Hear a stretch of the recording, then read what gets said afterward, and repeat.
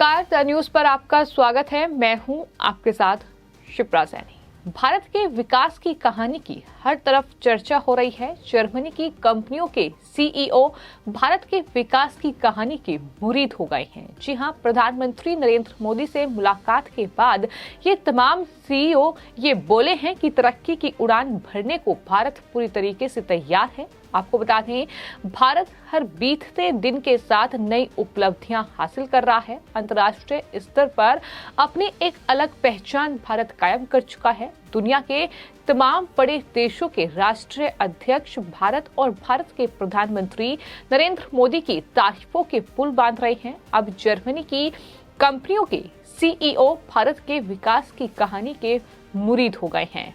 दरअसल जर्मनी के chancellor Olaf शॉल्ज Bharat की 2 दिवसीय यात्रा पर राजधानी दिल्ली शनिवार को पहुंचे हैं, जहां उन्होंने न सिर्फ प्रधानमंत्री नरेंद्र मोदी से मुलाकात की, बल्कि भारत और जर्मनी दोनों ही देशों की जो प्रमुख कंपनियां हैं उनके टॉप अधिकारियों के साथ आर्थिक संबंधों को मजबूत करने पर भी मीटिंग हुई है। बाकायदा प्रधानमंत्री नरेंद्र मोदी के साथ इन तमाम जर्मनी की बड़ी कंपनी के सीईओ की मुलाकात हुई है। मेक इन इंडिया पहल के तहत जर्मन कंपनियों के प्रमुख कार्यकारी अधिकारियों यानी सीईओज के साथ प्रधानमंत्री नरेंद्र मोदी ने शनिवार को बैठक की।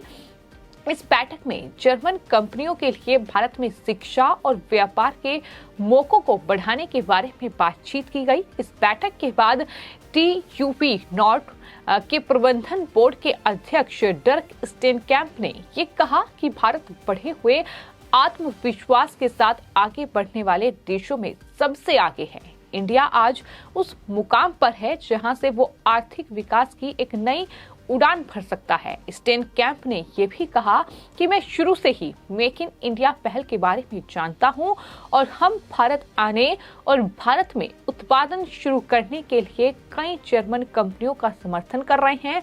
उन्होंने कहा कि भारत में ग्रोथ और बिजनेस के विस्तार की अपार संभावनाएं हैं। I know about your initiative Make in India already since the beginning, and we are supporting many, for example, Germany's companies to come to India and to really start producing in India. Great. I mean, we're gonna double down our investments here in the country because, again, we find great talents, great people here in the country. You have companies who are leaning into technology, into digital transformation, and your Prime Minister, the government, has very aspirational targets for the country. The economy is developing extremely well, so we are very happy to be a partner of India. Very honored to be here and to be able to attend with the Honorable Prime Minister Modi those meetings. Very much appreciated. We are proud to be here, a trusted partner of the Indian government. We are supplying your armed forces and your navy with drive solutions, but we are also very active here in India and supplying your energy market with our high-speed gears and also this booming, fast-growing cement market here in India. आपको बता दें, स्टेनकैम्प के अलावा 3 और कंपनियों के प्रतिनिधि मंडल ने प्रधानमंत्री नरेंद्र मोदी के साथ बैठक में हिस्सा लिया। लेकिन जिस तरीके से स्टेनकैम्प ने प्रधानमंत्री नरेंद्र मोदी और भारत की तारीफ की है, ये अपने आप में उन तमाम विपक्षी पार्टियों के लिए बड़ा झटका है जो लगातार भारत के प्रधानमंत्री नरेंद्र मोदी को टारगेट कर रहे हैं, जो ये कह रहे हैं कि दरअसल भारत की अर्थव्यवस्था को गर्त में डालने का काम प्रधानमंत्री नरेंद्र मोदी ने किया है। आम आदमी पार्टी देश के सबसे भ्रष्ट प्रधानमंत्री नरेंद्र मोदी को करार दे रही है। अडानी मुद्दे को लेकर लगातार घेरा जा रहा है। पवन खेड़ा जैसे नेता अडानी मुद्दे को लेकर प्रधानमंत्री नरेंद्र मोदी के पिता को टारगेट कर रहे हैं। ये उन तमाम लोगों के मुंह पर कहीं न कहीं करारा तमाचा है। जिस तरीके से जर्मनी की बड़ी कंपनियों के जो सीईओ हैं उन्होंने भारत की तारीफ की है और ये कहा है कि भारत आर्थिक विकास की एक नई उड़ान भर सकता है। इतनी काबिलियत भारत के अंदर है। इसके अलावा आपको बता दें, एक रैथमैन कंपनी के सीईओ क्लेमेंस रैथमैन ने ये कहा कि भारत में कौशल और प्रतिभा है, इन संसाधनों का उपयोग करना सौभाग्य है और भारत उत्पादन की दुनिया में काफी बड़ा हो जाएगा। रैथमैन ने ये भी कहा कि यहाँ आपको कार्यबल मिलता है, जबकि जर्मनी में कार्यबल की बहुत कमी है। आपके पास इतने सारे बुद्धिमान युवा हैं जो कुछ करना चाहते हैं। जबकि रैंक की सीईओ सुजैन विंगेंट ने ये कहा कि वो भारत सरकार के एक विश्वसनीय भागीदार के रूप में यहाँ आकर गौरवान्वित महसूस कर रही हैं। उनकी कंपनी भारतीय सेना और नौसेना को ड्राइव सॉल्यूशंस की सप्लाई कर रही है। उन्होंने कहा कि भारत का तेजी से बढ़ता सीमेंट बाजार भी एक बिजनेस संभावना है। वहीं सॉफ्टवेयर कंपनी SAP के CEO क्रिश्चियन क्लेन ने प्रधानमंत्री नरेंद्र मोदी के साथ जो बैठक की,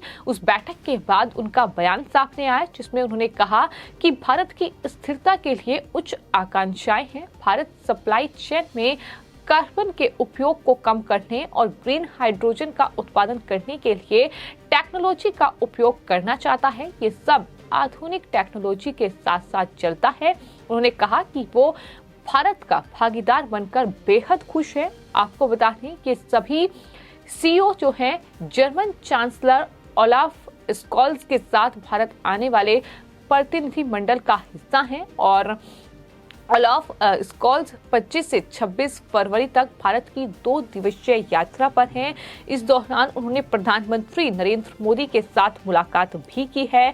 लेकिन ये अपने आप में जर्मनी की तमाम बड़ी कंपनीज के CEOs के साथ जो प्रधानमंत्री नरेंद्र मोदी की ये मीटिंग हुई है, जिसमें उन्होंने तमाम बड़ी बातें कही हैं और ये कहा है कि दरअसल भारत आने वाले वक्त में काफी ज्यादा प्रगति पर है और ये भी उनके द्वारा कहा गया कि तरक्की की उड़ान भरने के लिए इंडिया पूरी तरीके से तैयार है।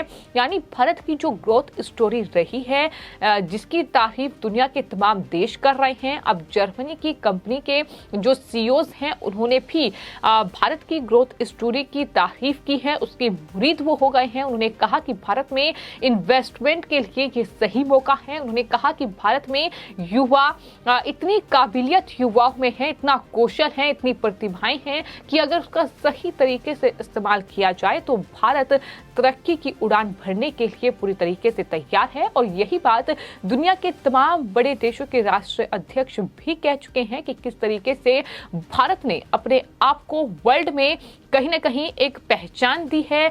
किस तरीके से प्रधानमंत्री नरेंद्र मोदी ने भारत को एक नया आयाम दिया है, एक नया मुकाम पर पहुंचाया है, जिसकी तारीफ तमाम दुनिया के बड़े देशों के राष्ट्रीय अध्यक्ष कर चुके हैं। लेकिन जाहिर तौर पर ये तस्वीर तमाम विपक्षी पार्टियों, चाहे फिर कांग्रेस हो, चाहे फिर आम आदमी पार्टी हो या फिर तमाम दूसरी विपक्षी पार्टियां हो, उन्हें रास नहीं आ रही है और प्रधानमंत्री नरेंद्र मोदी को टारगेट करने का हर रोज एक नायाब तरीका निकाला जा रहा है। हर रोज एक नया षड्यंत्र देखने को मिलता है। कभी BBC की डॉक्यूमेंट्री का सहारा लिया जाता है, तो कभी अमेरिकी बिजनेसमैन जॉर्ज सोरोस जो हैं वो दरअसल प्रधानमंत्री को टारगेट करते हैं। एक प्रोपेगेंडे के तहत ये सब कुछ होता है।